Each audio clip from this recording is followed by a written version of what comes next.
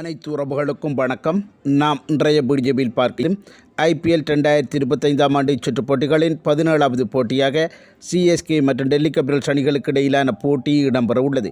இந்த போட்டிக்காக CSK அணியினர் எவ்வாறான ஒரு பிளேயிங் 11ஐ அமைத்துக் கொள்ளப் போகின்றார்கள் என்பது தொடர்பாகவும், அந்த பிளேயிங் 11 பலமானதாக அமைந்து கொள்ளக்கூடிய வாய்ப்புகள் காணப்படுகிறதா என்பது தொடர்பாகவும் நாம் முழுமையாக பார்க்கக்கூடியதாக காணப்படும்.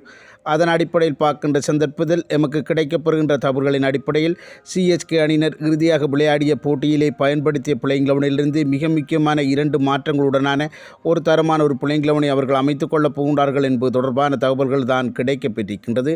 அதற்கமைய அவர்களுடைய பிளேயிங் 11 எவ்வாறு அமையப் போகின்றது என பார்க்கின்ற சந்தர்ப்பத்தில் தொடக்க வீரர்களாக இந்த போட்டிக்காக அவர்களுடைய கடந்த கால தொடக்க ஜோடியான ருத்ராஜ் கெய்க்வாட் மற்றும் டெவான் கொன்பே ஆகிய 2 வீரர்களையும் ஒருமித்ததாகவே அவர்கள் களமிறக்கிக் கொள்ளப் போகின்றார்கள். கடந்த காலங்களில் இந்த ஜோடி மிகச்சிறந்த பெறுவர்களை வெளிப்படுத்தியிருப்பதன் அடிப்படையில் இம்முறையும் இந்த ஜோடி இந்த போட்டியிலே களமிறக்கப்படுவது இது CSK அணியினருக்கு ஒரு பலமான விடயமாக அமைந்திருக்கின்றது. அடுத்து 3ஆம் இலக்க வீரராக ரச்சின் ரவீந்திரா, 4ஆம் இலக்க வீரராக ராகுல் திருப்பதி ஆகிய 2 வீரர்களும் களமிறக்கிக் கொள்ளப்பட உள்ளார்கள். இந்த ரச்சின் ரவீந்திரா, ராகுல் திருப்பதி ஆகிய 2 வீரர்களும் தான் இதற்கு முந்தைய 2 போட்டிகளிலும் CSK அணியினுடைய தொடக்க வீரர்களாக களமிறங்கியிருந்த சூழ்நிலையில் அவர்களுடைய இணைப்பாட்டமானது மிகச்சிறந்த முறையில் அமையாததன் காரணமாக இந்த போட்டியிலிருந்து புதிய நடைமுறை ஒன்று பின்பற்றப்பட்டு ரச்சின் ரவீந்திரா 3ஆம் இலக்க வீரராகவும் 4ஆம் இலக்க வீரராக ராகுல் திருப்பதி அவர்களையும் களமிறக்கிக் கொள்ளப் போகின்றார்கள். அடுத்து 5ஆம் இலக்க வீரராக சிவன் டூபே, 6ஆம் இலக்க வீரராக விஜய் சங்கர் என தரமான சகலதொரு வீரர்களை களமிறக்கிக் கொள்ளப் போகின்றார்கள். இந்த 2 வீரர்களும் தான் CSK அணியினுடைய அதிரடி துடுப்பாட்ட வீரர்களாக அமைந்து கொள்ளப் போகின்றார்கள் என்பதும் நமக்கு கிடைக்கப்பெற்றிருக்கின்ற தகவலாக காணப்பட்டது. அடுத்து 7ஆம் இலக்க வீரராக பலமை போன்று ரவீந்திர ஜடேஜா, 8ஆம் இலக்க வீரராக MS டோனி என கடந்த காலங்களிலே களமிறங்கியதை போன்று இம்முறையும் களமிறக்கிக் கொள்ளப்பட உள்ளார்கள்.